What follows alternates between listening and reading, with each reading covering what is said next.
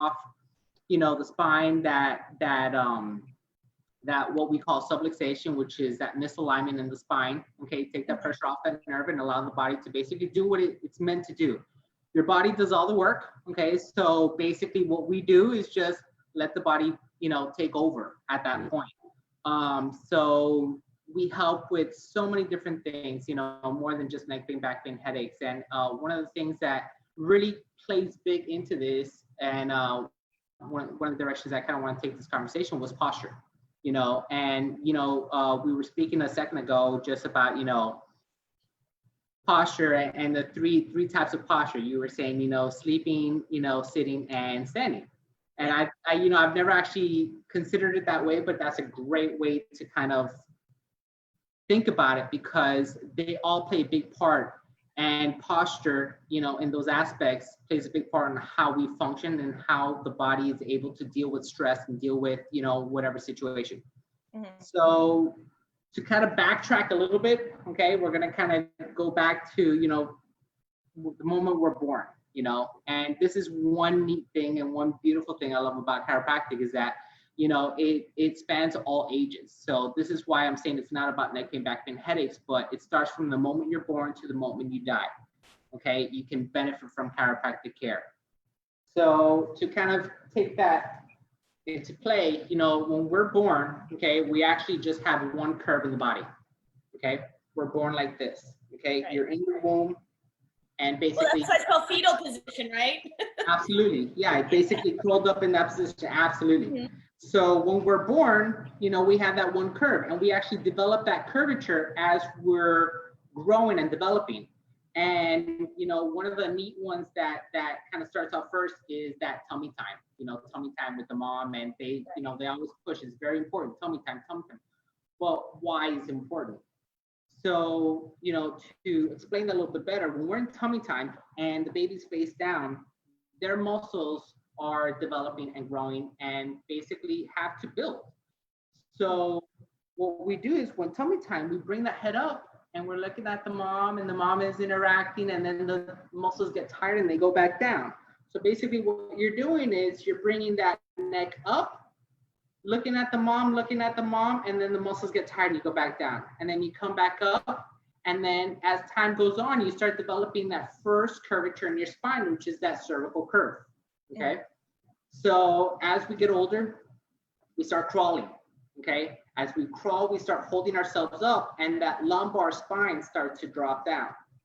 Okay, so that's where we develop that secondary curve, that lumbar lordosis. Okay, so one of the things that we have to take into consideration while we're in this situation, a lot of parents don't understand this or kind of take it for granted, that crawling is very, very important. Because when you're crawling, that tummy's dropping down, you're developing that secondary curve, okay? But it's very easy, and we always want to motivate the child to start walking, to start standing, to basically speed that process up. Man, my kids break the records at 5 months, 6 months. Exactly. So, we have to kind of, take that into consideration and be like, listen, we gotta let the baby do it on his own time. Those walkers and those quick, holding the baby up, having them walk on their own, you're jumping the gun a little too early. And then if you take it too quickly, you never develop that curve. So what happens is as we stand up, then we start developing that hunch forward, okay? Mm-hmm. So we really want that curvature to develop well. So you're in a more neutral position. You're forward, back, okay? So now the body's in straight alignment. Now front to back also, one thing to take note here is that we don't have a curve here, okay? When you have a curve like this, front to back, that's called the scoliosis.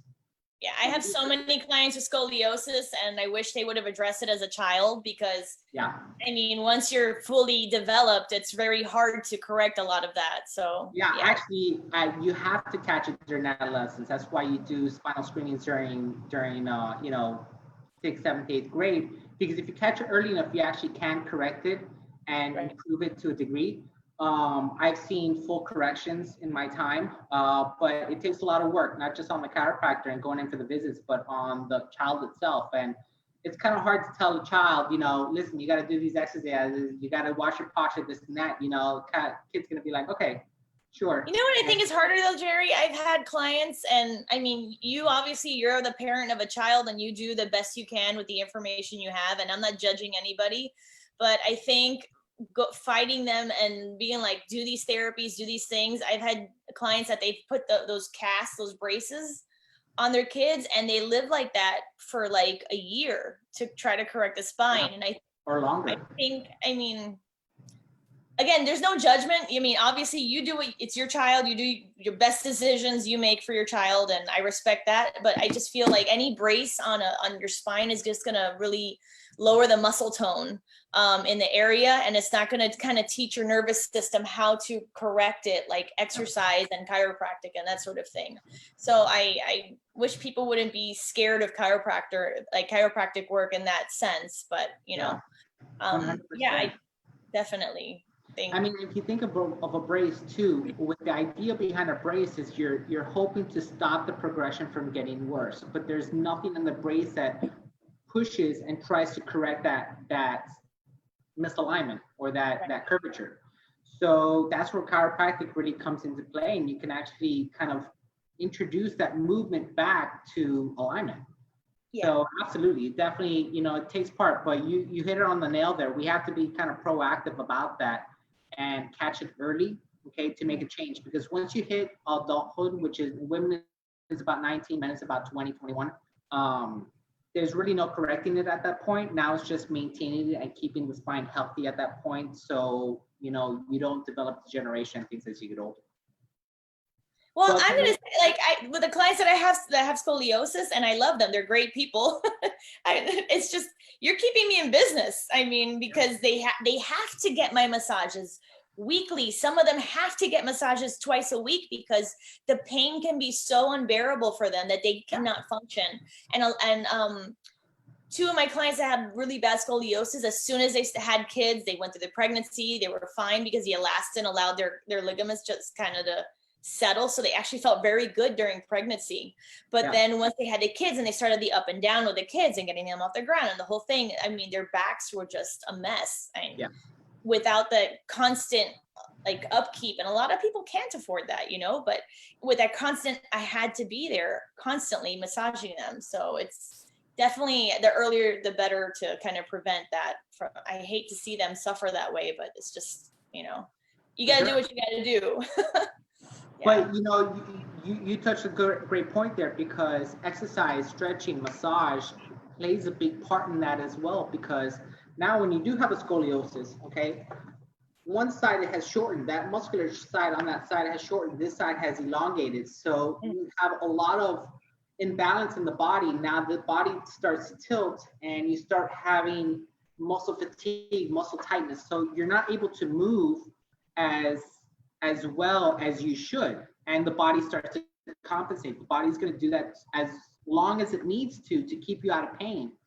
Now pain starts to produce symptoms, and symptoms are basically a red flag. Basically, you're telling your body's telling you, listen, I need help now. You know, I can't compensate anymore. I need that. So massage, exercise, stretching, chiropractic, they all play a huge part, and actually nutrition too, because you want to stay low weight, you want to stay strong, you want to stay, you know, moving well to basically compensate and help the body out, you know, during that process. So absolutely. Yeah. I mean, and that's a lot of like the pain management stuff I work with clients, because I have a lot of clients have joint replacement, knee replacements. And oftentimes I think if you just had a healthy spine alignment with your posture, oftentimes all these, I mean, some were actually traumatic injuries that they had an actual broken humerus and they had to, like, there was just necrotic, so they had to replace the whole thing. That's a different thing if it's trauma. But when it's posture related and you go 40 years with terrible posture for whatever reason, and it might have been just an imbalance in your hip muscles, you know, one psoas was tight versus the other, and now your bones are rubbing in the joint the wrong way, and now you've just deteriorated a joint because you didn't have proper alignment. And I love it when I don't love it, that's not the right word. I get like alarm bells go off in my head when I hear, oh, I have one leg shorter than the other. And it's like, well, is it that your leg is shorter? Is it that your hip is hiked up on one side? What is really the issue here? So then they throw those orthotics on the bottom of the shoe. That's an easy fix versus kind of bringing balance back to those muscles in the hips and kind of shifting that weight. So I really wish sometimes people would see a more holistic approach to alignment in the body from head to toe versus, oh, the shoulder's up. Well, is it that the shoulder is up, or is it that your spine is, you know, kind of curved in a way that we want to kind of redirect it? So yeah, but that's why I like talking about the 3 postures, like I told you before, because I see people like, oh, I wake up with this neck thing. You think it was the way I was working on my computer? I was like, well, how do you sleep? When you sleep, your nervous system completely relaxes into whatever position you let it be in for 7 hours. So if you're sleeping on your belly with your head to the side, what do you think is going to happen to that side of the neck, you know? So, I mean, do you see a lot of people with like belly sleepers in your office? Yeah, and you know, surprisingly enough, women over men are more prone to belly sleeping. I don't know why they find the comfort in that, but belly sleeping is a big no-no. Okay, side. You know what I will tell you belly sleeping, and I've corrected this myself. I don't think men suffer from this as much as women, but I'm going to call it, maybe I'll coin this for chiropractors, but I think it's the big booty syndrome. When you have a big butt and you sleep on your back, it causes, and speaking for big butts right here, you know, I have a big booty. It forces your spine in a way that is super uncomfortable. And when you sleep on your side or on your belly, your butt's not in the way. I don't know if you've kind of noticed that for women, but I think it's maybe the Q angle of our hips that makes it more comfortable to sleep on our bellies, but yeah. I don't know. Yeah, I mean, you know, I never thought about it this way because, you know, I was always thinking the other way around. You know, having the pressure on the breast to me would feel uncomfortable. So I would think, you know, especially the bustier you are, you would want to sleep on your side, but that's not always the case either. But 100%, I mean, it absolutely can be that, and that's why actually a good bed really comes into play there. Because you want a bed that's firm and it's going to give you support where you need it and not sink in. And again, put your body out of alignment. So 100%, you know, you hit it on the nail. And but not just the bed, the pillow too. Pillow plays a big part. And actually, I'm a huge promoter for the cervical pillows. You know, it's a pillow that's got a curve in it, and that curvature actually just supports you that natural curve in the neck. So a traditional pillow has all the cushion in the middle and then tapers down, you know, so what that does, it actually pushes your head forward, okay, and keeps you bringing the head forward. So now you're in that position all night, and then what happens now, the body wants to remember that, and it's actually going to keep you in a forward head position. So again, now, you know, if we that jump from bed to work, and now we're on the computer all day, and, you know, we're on a laptop, and we're looking forward, and we're in this position, shoulders forward, crunched down, our bodies are tired, we're on the computer, and we wonder why we have neck pain, back pain, headaches, you know, and it's really, in reality, it's micro traumas, things that we're doing to ourselves all day long, all the time, all night long, and we don't realize, you know, that posture plays such a big part. So, yeah. Yeah, and I tell people, like, when you start seeing that your head's coming forward, I'm like, go get your vision checked. Maybe you can't see the screen. Maybe your eyes are fatigued. Maybe put the blue light glasses on. You know, pull your butt out when you sit so you could have the proper foundation. Because a lot of people try to correct this part without correcting the hips. And I'm like, it's not going to happen. It starts from the bottom up. So exactly. I can't say, you know, it's more from the low back than the neck or the upper back of the traps, because when you sit in this position and the belly drops in, the shoulders come forward naturally, and so does the head. So if you actually put a cushion or a lumbar cushion behind, the shoulders automatically come back, and the head always follows the shoulders. So if you have good low back alignment, it's going to bring your shoulders and it's going to bring your head back naturally without needing any straps, any braces, anything to kind of hold you back. You know, people are always looking for the quick way out, you know, the easy way out, and you don't realize it actually causes more problems than it does help you out in the long run. I mean, something as simple. I have one of my clients that was having terrible headaches and neck pain. And then I'm like, what are you doing all day? Because it just started out of nowhere. And I'm like, what have you changed? And she's like, well, I'm like, just tell me a day in your life. And she's like, well, I have breakfast, I do this, and I walk the dog, and then I like to read. And I was like, well, are you reading for hours? Like, what are you doing? She's like, yeah, I read a good portion of it. She's retired. So she's like, I love to read my books. And I was like, okay, let me see the way you're sitting to read. And she was like this. And I'm just like, okay. So I told her to get those glasses that have the mirrors. So she has, now when she's reading, it's forcing her head back so she could see the reflection of the letters. And now she has no more neck pain. And I'm just like, it's those little insignificant things that you're doing every day that ruins your life. Yeah. I mean, it's simple as drinking more water to give your joints more lubrication. It's like these tiny changes. It's not this dramatic thing that you need to do. So, I mean, it's an awareness you have to kind of figure out when there's a sudden change in pain. So, Yeah.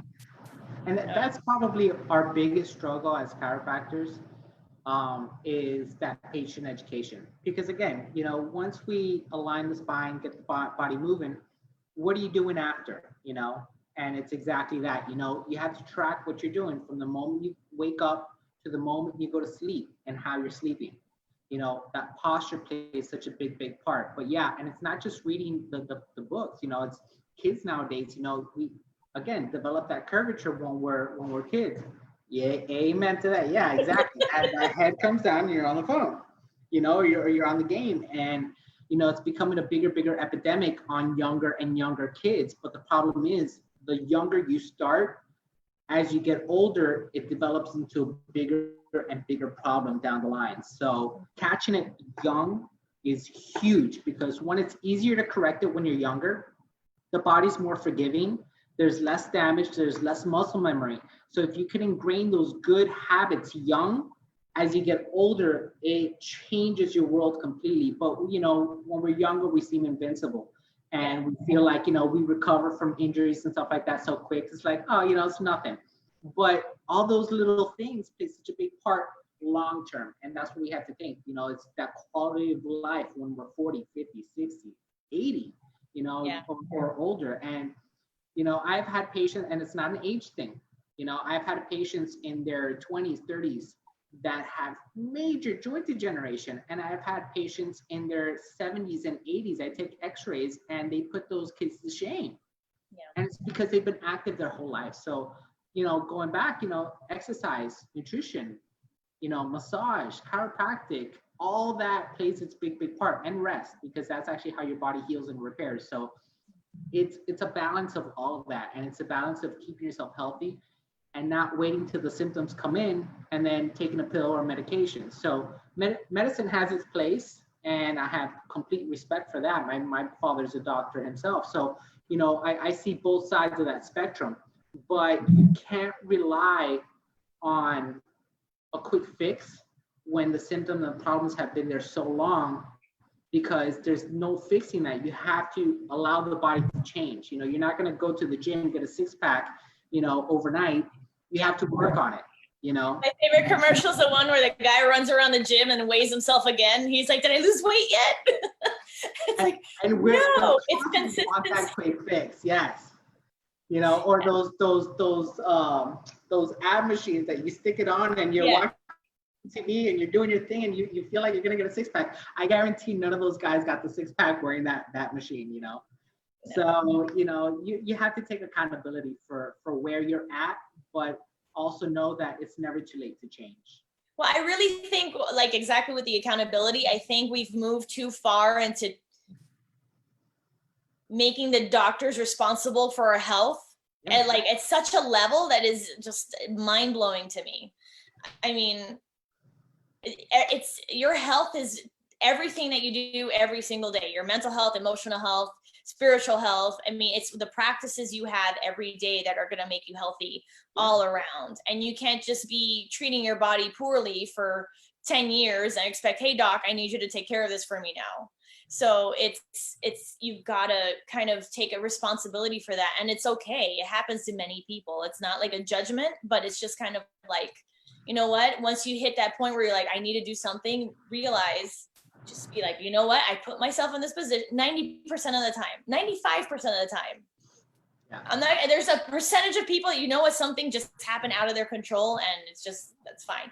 But most of the people that I have worked with is usually something it was a series of lifestyle habits that just were not complementary to health, and they just kind of built up over time, and then they got to their point that one day they woke up and their entire body hurt. And it's like, you know what, it's okay, you're here, no judgment, let's just work on it now. But it's a daily effort that you have to put behind all this, whether it's weight loss, whether it's pain management, whether it's dealing with emotional baggage that you just stored in your body and is manifesting physically, because that is exactly how stress works in the body. I feel like it's what? One thing we always say is stress is the number one cause of subluxation, because it causes that tension, that muscle tightness, the fatigue, your hormone levels completely change. So your body's not gonna, function the way it's supposed to. It's gonna be on a fight or flight. And it's not meant to be there long term. So the longer you're in that stress situation, you're on a downward spiral. Let's just put it that way. So basically, yes, we put ourselves in that situation, but it's like you said, we got to take accountability, and it's never too late. It might be harder the older you are, but you can still make that change, and it's just one day at a time, like you said.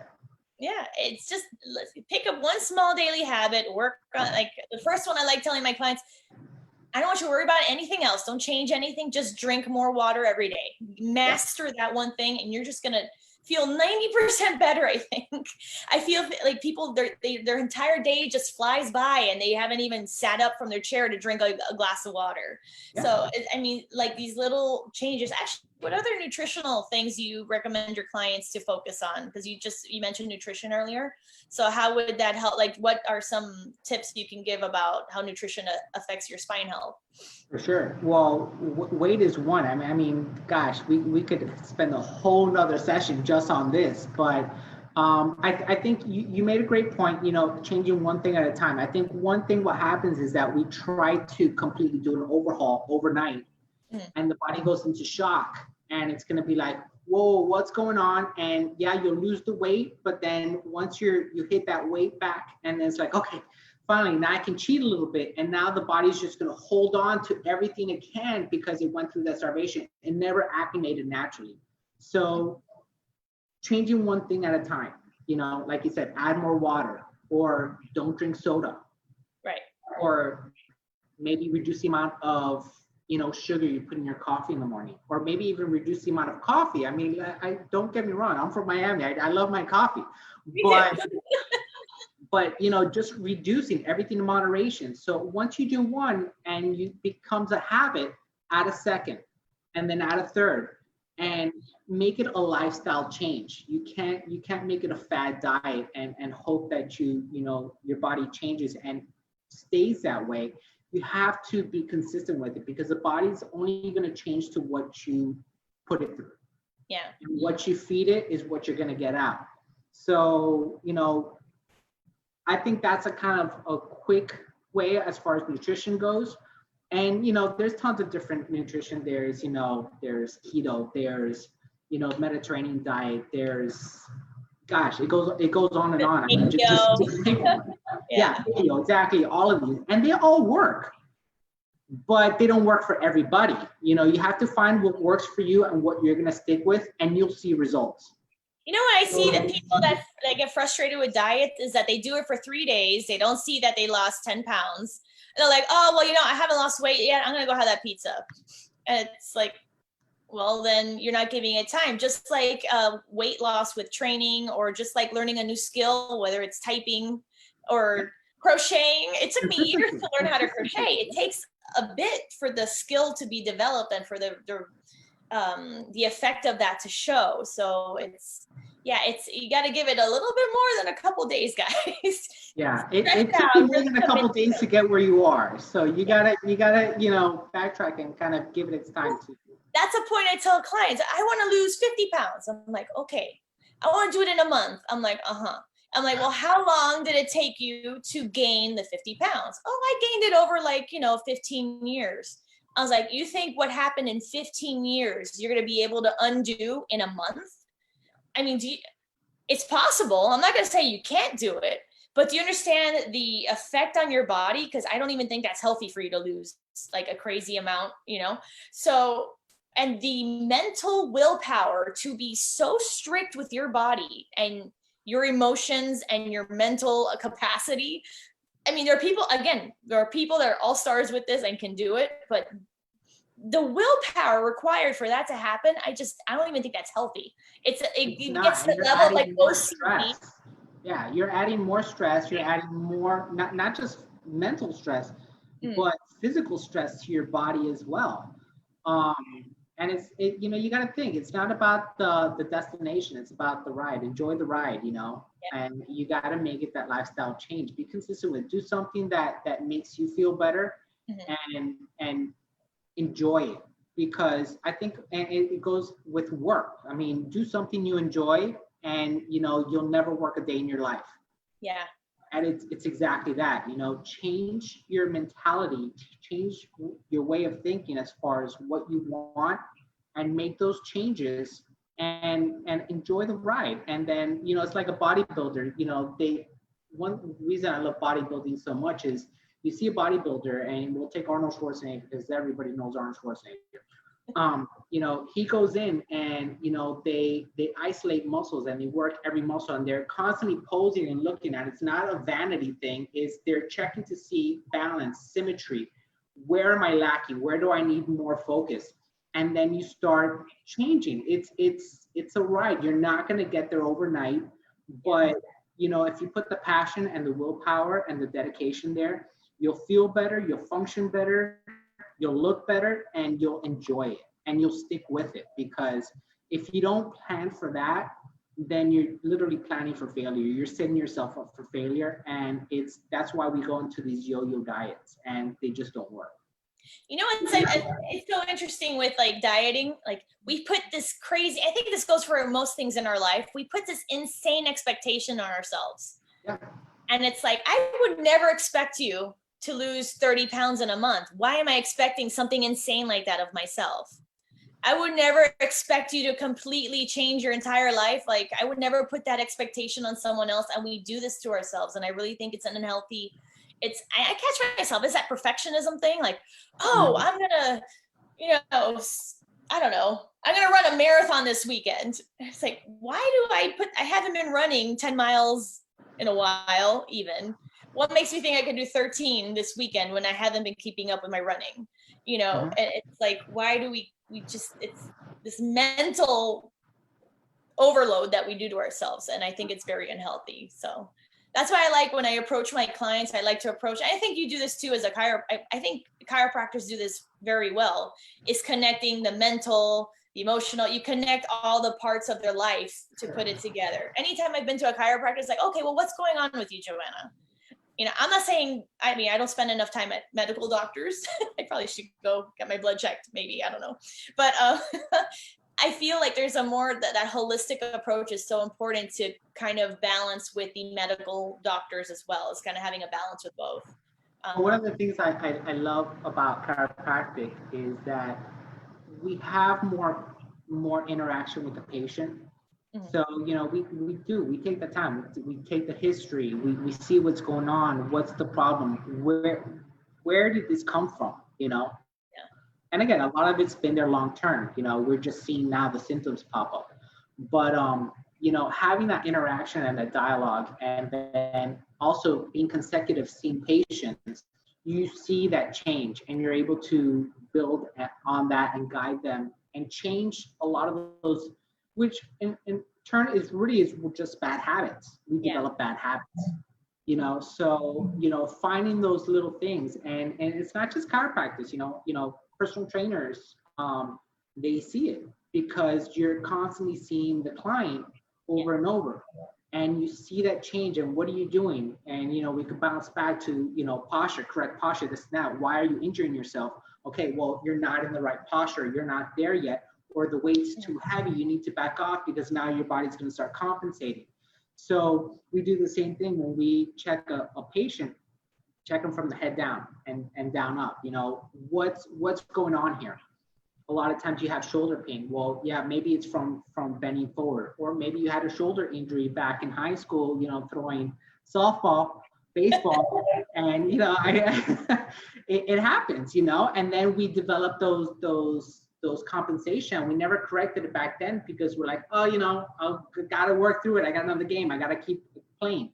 So, you know, catching it early plays a big part, but posture plays a big part. And, you know, with the hips also, you know, changing that hip, that leg length, you know, it can start from, you know, having a hip out of alignment, brings the shoulder up, and now you're having shoulder problems. Is it really the shoulder causing the problem, or is it the hip causing the problem? But now you're having pain here. So you have to literally backtrack all the way back to what caused it in the first place. And it's hard. It's hard. Yeah. I have a client that had a shoulder replacement due to trauma. She fell and broke the head of the humerus. It didn't heal properly. They replaced it. And then come 4 years later, her hip starts hurting. Yeah. And it's the opposite hip. And Always. I'm looking at her and I'm like, because her body tightened this way, then the spine from the top change the alignment downwards. So when she's sitting on the couch, the hip is taking all the brunt of it. Or when she's walking, she's not swinging this arm at the same. So now the hip is making up for the swing in the arm. There's so many, like it's a whole chain of events that happens just for you to walk. Yeah. And people, I mean, we do it so naturally, but I love to sit like and people just watch them walk and like, oh, that one sprained an ankle at one point. Like that one had a knee replacement, you know. I do that all the time, and it's funny because you're just ingrained it. It's in your mind. It's, okay, what's going on? Why? Oh God, that guy needs a chiropractor. What's going on here? You know what caused it? But that one sleeps on his left side. Yeah. And when I call someone out, they're like, "How did you know that?" I'm like, "I can see it how you walk." It's just, it's funny to kind of. I mean, I find it very interesting, the human body and the way it connects with everything. It's amazing. It's amazing. And the neat thing about the body is that the body is always going to change to what we put it through. So again, you can make that change. It just takes time, you know. And you know, it's funny you mentioned, you know, you can tell just by looking, but when I'm touching somebody's neck, I can tell a belly sleeper off the bat. I mean, I can tell you sleep on your belly, right? Yeah. And you sleep looking to the left, and they're thinking it's like, yeah, how'd you know that? You like wizard! It's completely rotated to the side. Even though head's straight, their spine's rotated. So, you know, the body doesn't lie. You know, it's basically being able to know how to read and understand the body, and then, you know, take the steps to make the changes. But yeah, it's pretty funny. You know, it's fun. Every patient's different, even though we're creatures of habit and we kind of have a tendency of doing the same thing over and over, but everybody's different, and taking a person, and it's like, you know, a mystery, and trying to solve the mystery. You know, it's fun. It's fun, but it's one of those you really have to kind of work with the patient. You have to work with the client, because again, you can't put it on the doctor. The doctor's going to help, but you have to take the steps to fix it, you know. It's a daily thing. It's wholly a daily thing. Yeah, it's a lifestyle change. You have to make it a lifestyle change. Awesome. Well, where are you now, in Orlando? Yeah, I'm up in Orlando now, yeah. Okay, where's your office? So I'm over in Kissimmee. I'm actually doing personal injury. So we're working with a lot of auto accidents, slip and falls, things like that. So it's a little different from what I used to do. I had a whole family practice where I saw, you know, babies to pregnancy to average Joe, professional athletes. So now this is kind of the other side of the spectrum, where now you're working with that acute trauma. Right. Yeah. Yeah. I worked in a car accident like 2 years ago, and it wasn't traumatic. He just hit me from behind, like, and I had that whiplash. And it wasn't until that happened to me that I always thought, like, does your neck really hurt? Like, are you really suffering from whiplash? Or are you just trying to be, you know, a little screwy with the system? When I tell you nothing happened to my car, and I had a headache for 3 days from that. And I mean, you would have never thought from looking at my car that I was in a car accident, but he just hit me in such a way nothing happened to my car. But the force, and again, it wasn't a traumatic car accident, but it was violent on my neck. And it's like when you're in that relaxed state driving and you just out of nowhere get hit, you're not prepared. So, and again, it wasn't a very crazy thing that happened. And for 3 days I had a headache. And the first place I went to was a chiropractor's office. I was like, I need to deal with the alignment of my neck, because I knew that force had completely thrown my neck out of alignment for sure. So for sure, 100%. You don't have to have broken bones. You don't have to have, you know, visible trauma, but that doesn't mean the body doesn't go through that stress, you know. And when you go through that whiplash, it's a quick, violent movement on the muscle and the tendons.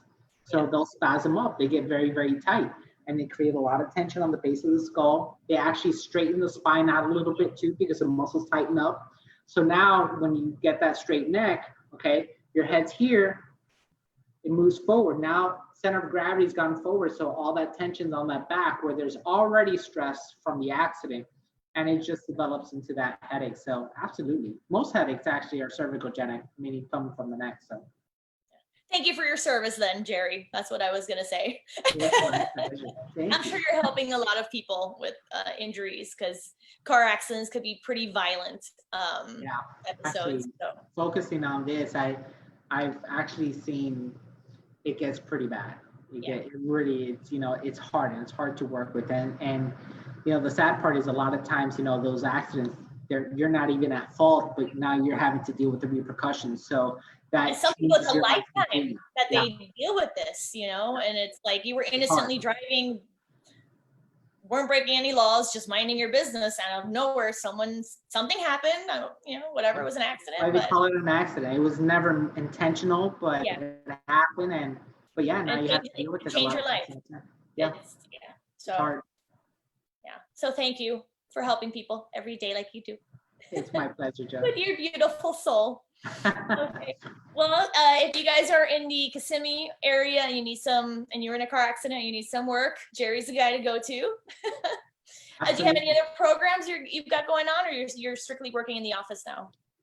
Strictly working in the office now. Eventually, I'd love to, one of my goals is to kind of branch out into functional medicine, which is just dealing now the whole nutritional aspect of it and dealing with those complicated cases. But for right now, you were kind of dealing with that and kind of sticking to that until this whole pandemic kind of calms down, and then we'll see where things go. But for right now, we're trucking along. But yeah, absolutely. And I'll give you my information too. So if you want to post that there, and if anybody's definitely, there, they can definitely give me a call.